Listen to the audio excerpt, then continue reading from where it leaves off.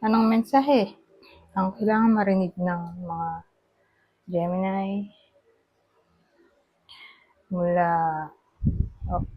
November 3 to 9, 2024? Pwedeng nangyayari na to o mangyayari pa lang. Kung hindi man para sa inyo itong magiging reading, edi baka para sa someone na malapit sa inyo o sa someone na kakilala nyo mismo.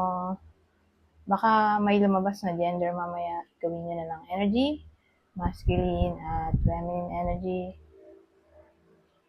Pwede rin naman na wag nyo nang pansinin yung gender. Hindi ko masasabi kung anong magiging reading, kung positive ba o negative. Depende sa kung anong mapipick up pong energy. Kung hindi man mag-resonate sa inyo to, edi i-adjust nyo na lang ang video, hanapin nyo to. Kung hindi po rin, edi dito na. Ito ang last deck.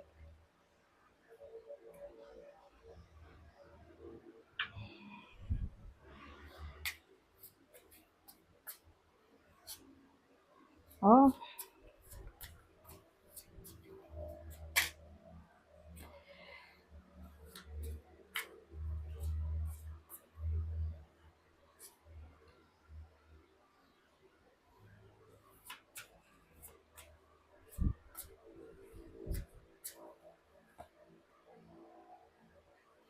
ano to? Ano po siya?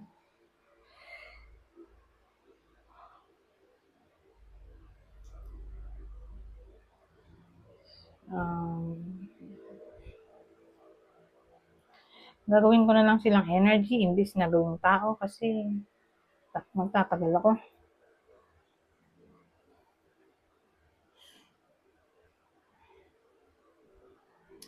Kasi ang dating sa akin, may makakaaway ang iba sa inyo, probably karelasyon. Tatama lang to sa magkarelasyon.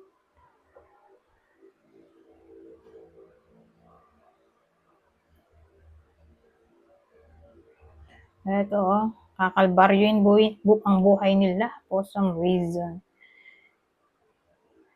Pero don't worry, nandito ang Knight of Potions. Sa madaling salita, magtutulungan silang dalawa para buuin ulit tong nasirang tiwala. O anything na masisira. Kasi nga, ano to tower to.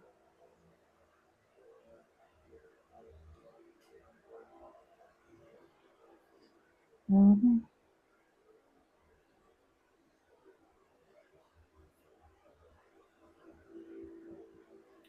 So yun, asahan natin may makakaaway yung iba sa inyo na nasa relasyon nga. Pero don't worry kasi maayos pa naman yan eh. Okay, yun ang mahalaga. Pero pag ito, pwede ring due to cheating kasi the tower to. Case to case basis. Basta overall na lang, kalbaryo. Ito yung disaster card natin.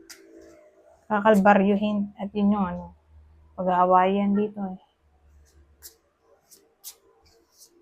Pero don't worry, okay pa rin naman. Dahil nandito ang Knight of Potions. Pero malaki talagang chance na love issues to. Yung pag-aawayan. Pero ang ending, yun ang mahalaga. Kakaayos pa rin. Magtutulungan sila para buuin ulit ang nasirang tiwala o nawasak na something sa kanila.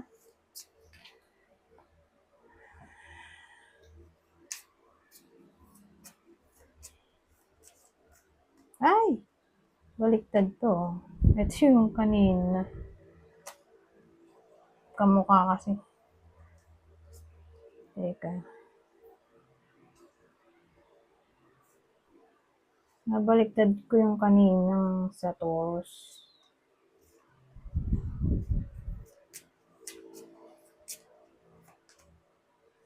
Key.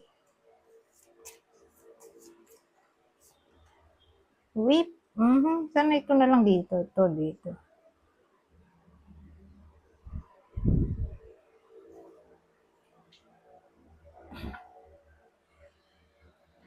So ano to? Lucky at Whip. Ano siya parang magtatalo yung iba sa inyo sa anything na may isip. Like brilliant idea, solution. So, asahan natin na um, magkakaroon ng problema.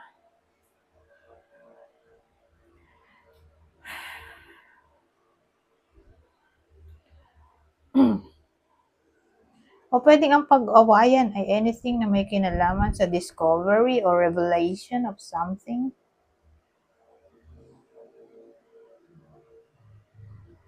O pwede rin something important ang pwedeng pag-awayan.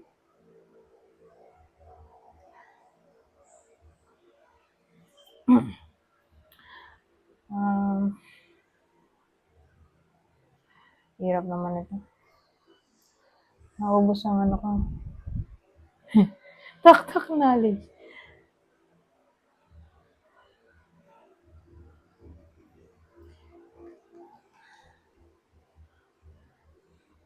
Boss. Ano siya, parang work-related issues. Pwede rin.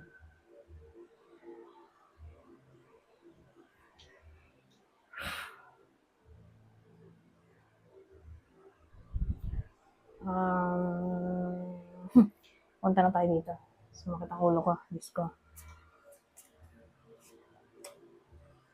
Coffee.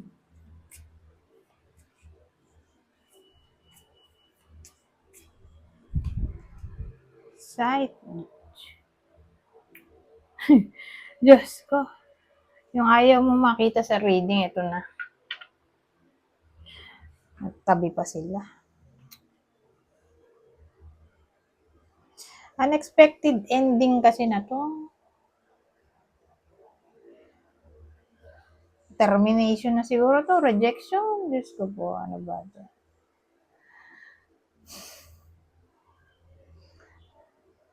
Paano ko to gagawin positive? Pwede pa rin naman actually kahit na pareho silang negative card. Paano ko ba to gagawin positive? Sabihin natin may sakit yung iba sa inyo, mag-i-end na yon. Kakaroon na ng healing.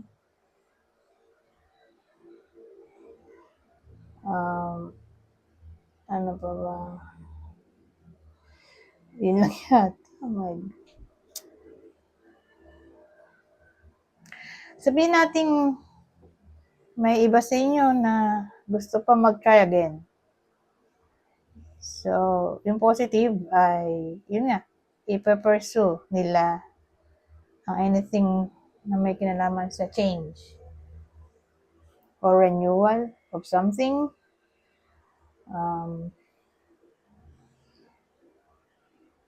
O i-avoid nila ang, pwede rin kasing ganun i-avoid nila ang ending ng something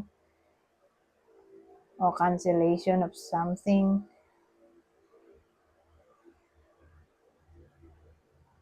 O procrastination.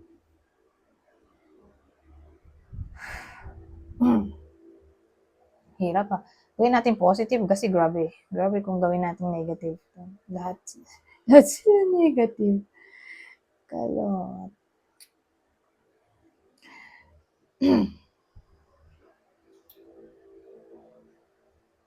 Actually, yung negative, isa rin sa negative ay surgery.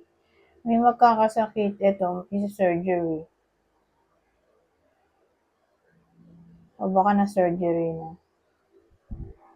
Kasi kung na surgery na, di gagaling na siya. Yung positive.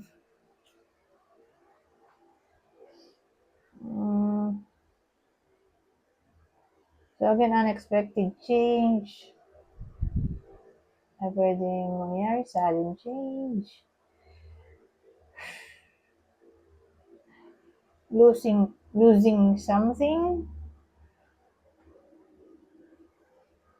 Ay pwede rin.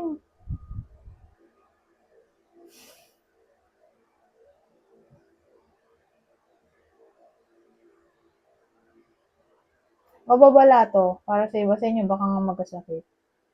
Pay attention sa katawan. Para ma-prevent natin to. Hospitalization.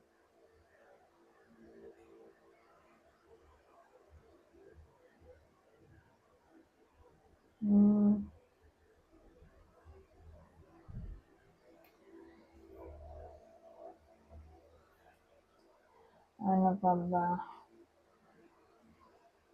Ano may isip?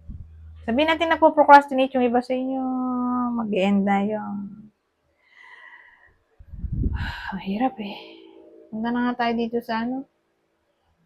Last deck. Ano pa masasabi nito? Kuha lang ako ng tatlo. Basahin ko na lang para mabilis. Ay, third party oh.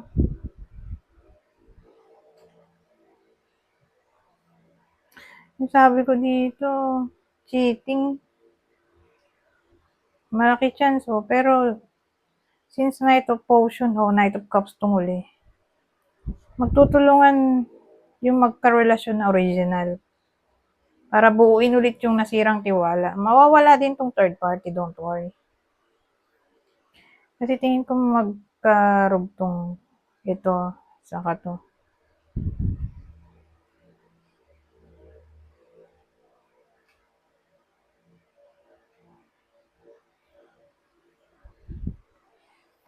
O baka ito na yun, yung dito, yung sinasabi kong discovery, third party, na pwede pag-awayan. Revelation ka ako, na yun nga, pwede mag-cause ng conflict, baka yun na yun, third party. OMG. You may be dealing with a karmic situation.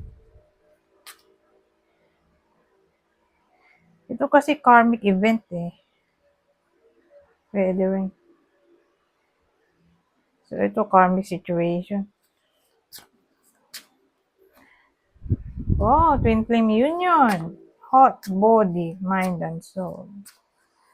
So, pwedeng ma-meet ng iba sa inyo ang kanilang twin flame o bumalik ang twin flame nila. Kung alam nila sa sarili nila, twin flame nila yung ex nila, edi, ayun, baka bumalik. Para siyang meeting o pagbalik ng twin flame. O pag-recognize siguro ng twin flame connection. Pwede rin. Ito ang last, divine timing. A serendipitous event. Chance kasi yan eh, yung serendipity. So may maaaring mangyari by chance. Baka yun na nga yun. Chance na ma-meet ang twin flame o bumalik ang twin flame. O ma-recognize yung twin flame case-to-case basis. Pero tingin ko ito ay dito. Sa twin flame. Itong divine timing. Anyways, hanggang dito na lang. Goodbye. So,